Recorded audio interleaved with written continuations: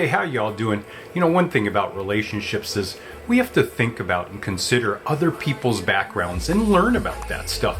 A lot of people grow up in ways that aren't the best. They grow up in families where there's gaslighting, where there's passive aggressiveness, guilt tripping, manipulation, deception, so on and so forth. And that becomes a norm. That becomes the normal way to navigate world. They learn and pick up on different behaviors and how they act, in those families and stuff, and they bring it into other relationships.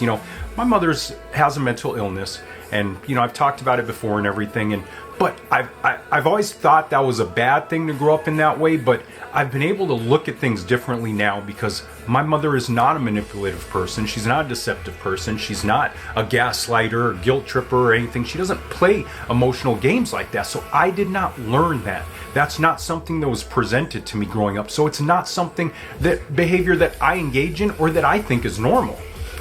But if you're dealing with someone who has grown up with those things, a lot of times you'll say, especially as a neurodivergent, the most innocent things, and it'll be taken incorrectly because a lot of neurodivergent behaviors look and sound like red flags, and they're not. And some people don't know the difference. So for us neurodivergents, it is very important for us in relationships to learn about the people we are in a relationship with so that we can kind of just work with where they've been and kind of show them a different way and kind of help move them into seeing that not everyone's like that and that's not normal. So have an awesome Wednesday. You're an awesome, amazing human being, and I love you so much. Peace out.